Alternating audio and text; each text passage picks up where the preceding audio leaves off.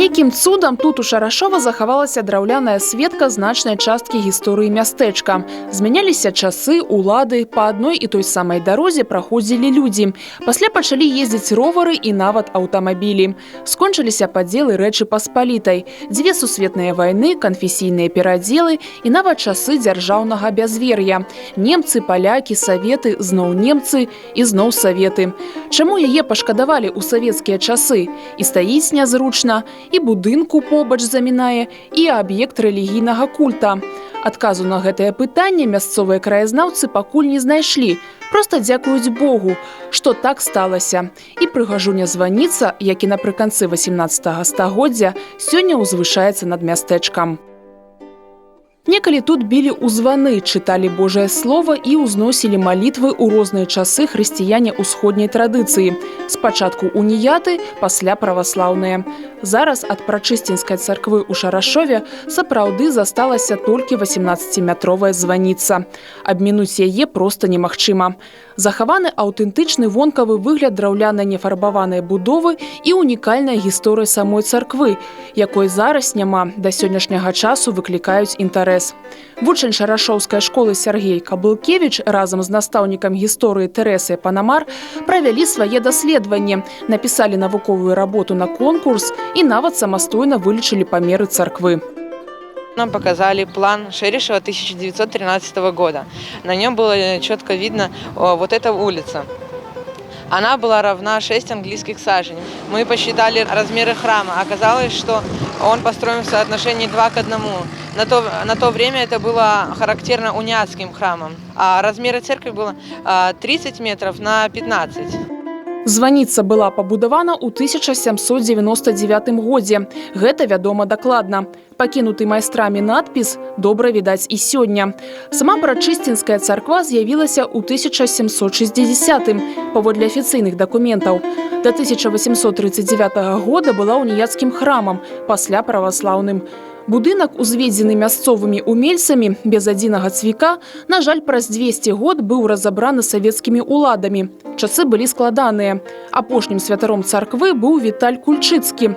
На яго лёс выпаў трагічны канец гісторыі прыгожага храму. Пад вялікім прымусам ён вымушаны быў пагадзіцца з тым, што некалькі праваслаўных цэркваў для Шарашова – гэта занадта. І Прачысцінская была зачынена ў 1963 годзе. Затем началась самая прискорбная разборка храма.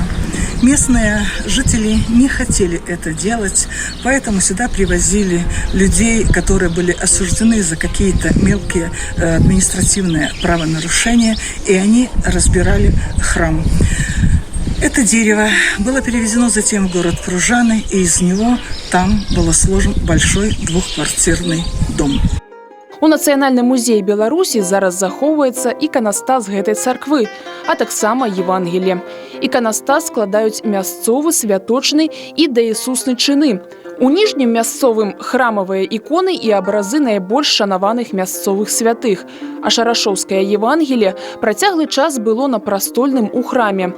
Вялікай радасцю для даследчыкаў сталі фотаздымкі, якія выпускнікам Шарашоўскай школы перадала унучка святара Паўла Валанцевіча, які сам служыў у Прачысцінскай царкве.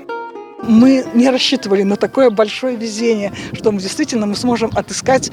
И эти фотографии помечены его рукой. Помечен год, 1957 год, когда он фотографировал здесь. И мы увидели и храм, и дом священника. Тоже он там сам есть на этих фотографиях. Поэтому вот это как-то очень многие люди в Шерешево просто были действительно счастливы. Зараз у Свята-Мікалаеўскай царкве ў Шарашове можна ўбачыць два падобныя ўкрыжаванні. Адно захавалася з той самай Прачысцінскай царквы, што добра відаць па фотаздымках. Кажуць, што некалі тут адбыўся і свой цуд – укрыжаванне заміраточыла. Захаваліся і 4 ківоты з выявамі Серафіма Сароўскага, Раства і Пакрова Багародзіцы у Васкрэсення Хрыста. Асаблівую цікавасць выклікае абраз дабравешчання, дзе архангел Гаўрыіл бласлаўляе Дзеву Марыю адначасова і рукою, і кветкаю. Што было, як тут мяркуюць, уласціва для стылю часоў уніі.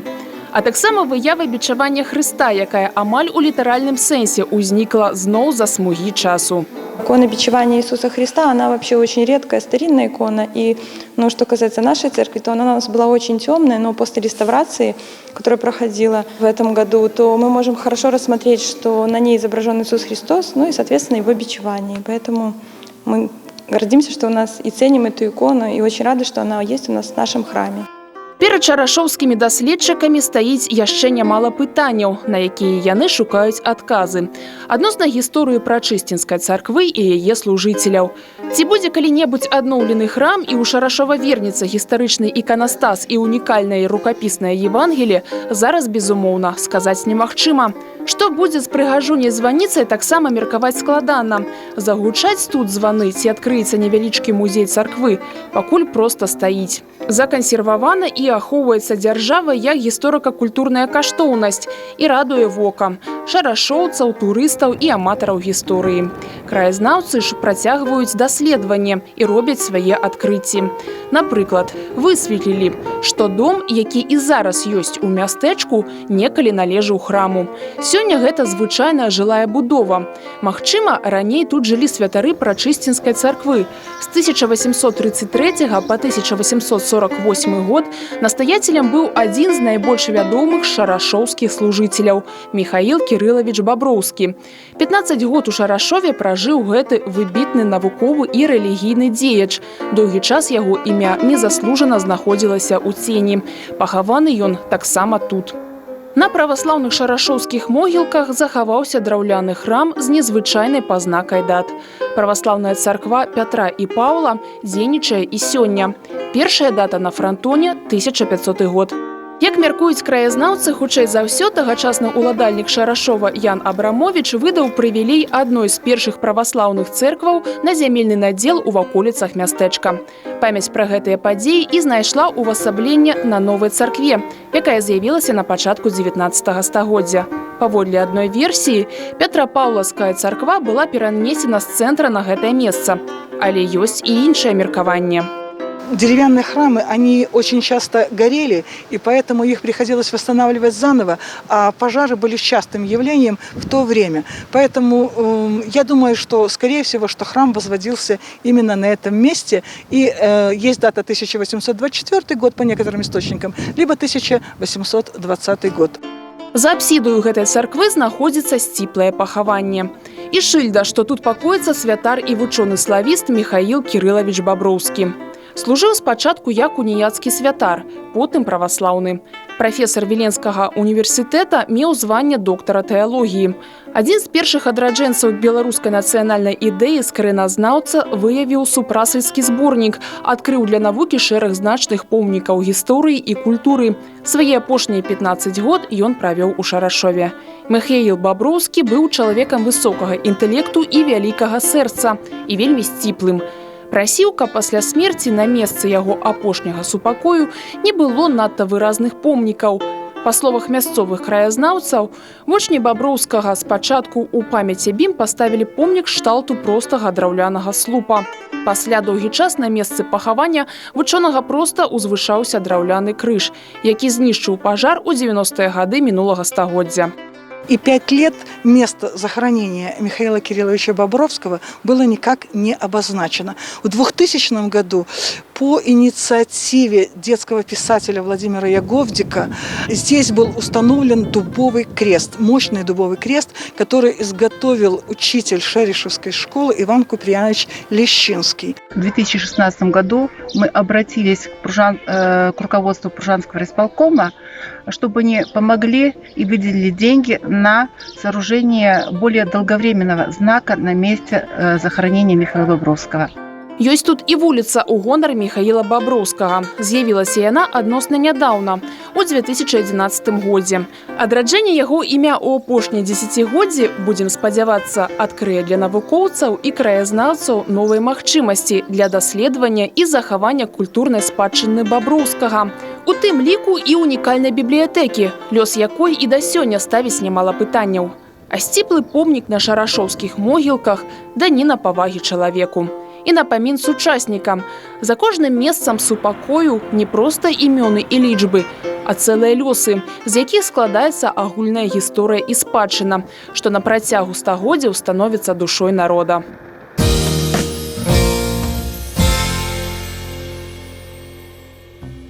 А на ўскраіне мястэчка ёсць і братэрскае пахаванне. Першы помнік тут з'явіўся яшчэ ў 60-е гады. Але не толькі сучасныя шарашоўцы. Сама зямля помніць трагедыю, якая адбылася 24 снежня 1942 года.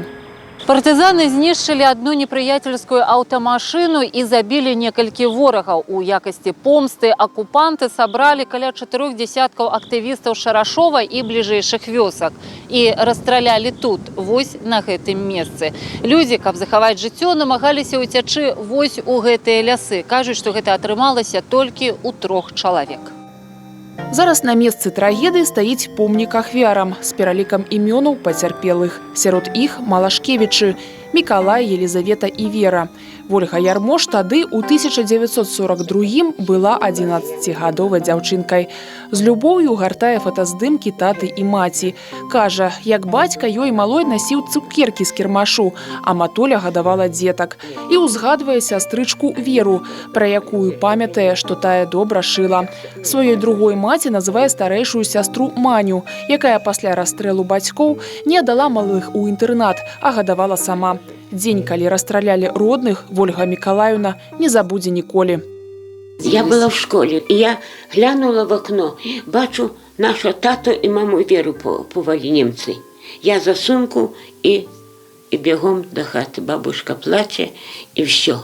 А вже рано пошли там, думали, що може їх відпустять, чи що, а їх розстрілювали. І Шерешова ще взяли там, які були такі, то хто якась втікала, то вона вийшла, пішла до якогось теж, то її теж застрелили.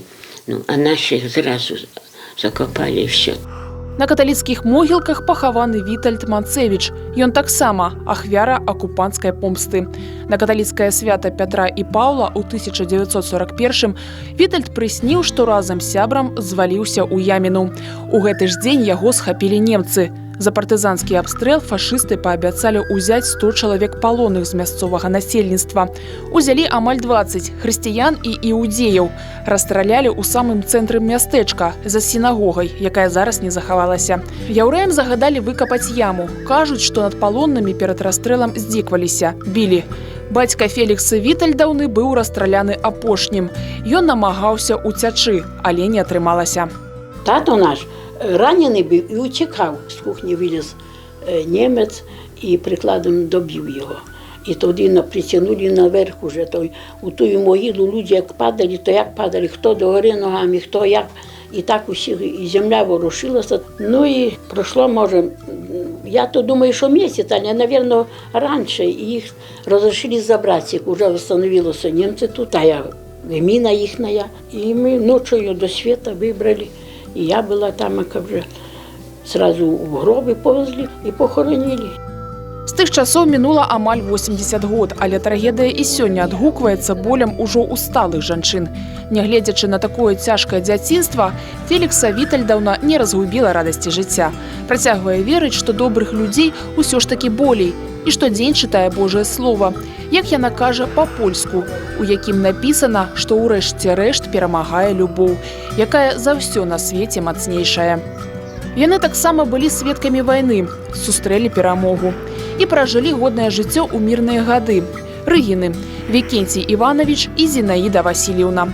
Знайшлі тут свой апошні супакой, побач плячом да пляча, як пражылі і як некалі былі ў партызанах. Сын Александр Рыгін трымае ў руках вялікую папку з бацькоўскім рукапісам, таксама пра партызан, пра вайну. Успаміны, якія для Вікенція Рыгіна сталі працай жыцця, але выдадзена, якую сам аўтар так і не ўбачыў.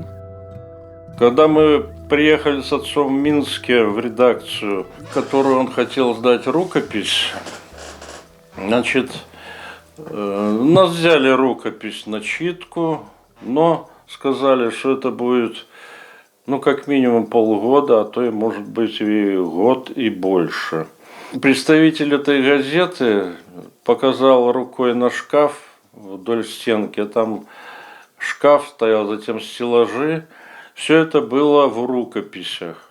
Это, говорит, мне предстоит все дело прочесть. Рукапіс усё ж прачыталі, прасілі ўнесці праўкі і зрабілі заўвагу, што ў апавяданні не відаць ролі самого памочніка начальніка штаба брыгады па разведцы Вікенція Рыгіна. А сам аўтар, як відаць па рукапісе, і сам падчас работы неаднойчы рабіў праўкі. Вось толькі наадварот, закрэсліваў сваё «я» і пісаў імёны паплечнікаў. Быў сціплым чалавекам. 1060 дней в тылу врага. Гэта не пра ўрачысты гераізм пад прыгожымі сцягамі. Гэта пра жыццё, побыт і барацьбу партызан на лініі Пружаны, Косава, Бяроза і Вацэвічы Слонім. Пра вайну вачыма удзельніка, пра вайну без правак. У савецкія часы так і не вызначыліся жанрам кнігі Рыгіна.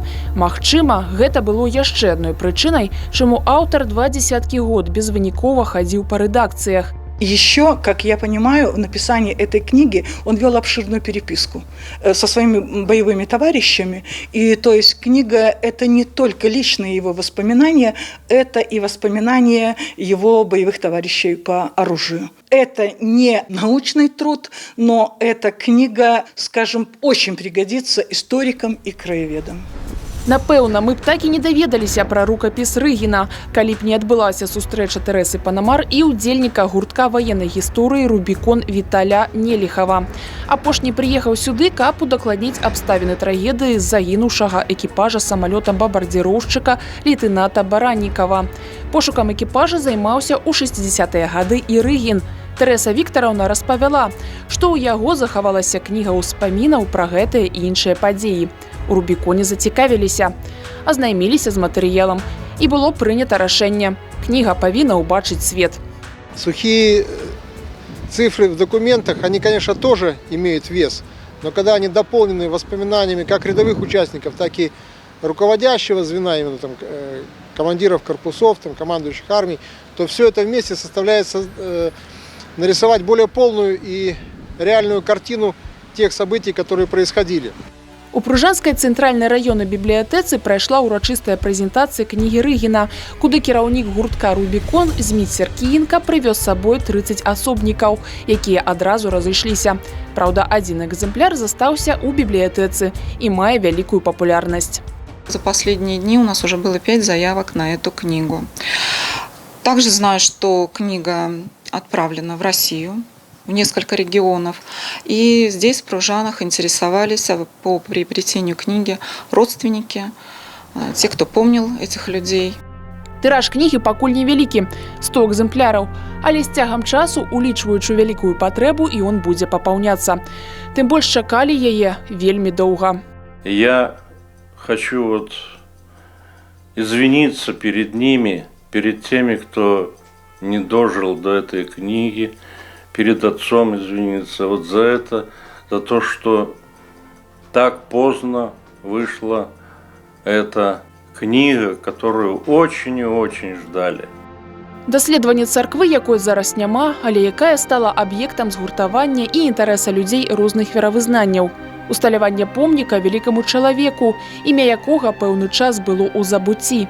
Успаміны пра расстралянае дзяцінства і дар падзякі бацькам за асабістае жыццё. І кніга, якую аўтар не ўбачыў, але зараз трымае ў руках яго сын. Гэтыя быццам бы розныя гісторыі аб'ядноўвае вялікая моц любові да роднай шарашоўскай зямлі, да культуры, да біяграфіі, пэўныя старонкі якой мясцовыя жыхары і краязнаўцы дастаюць літаральна з попелу, каб па-новаму адкрыць і захаваць для будучых пакаленняў.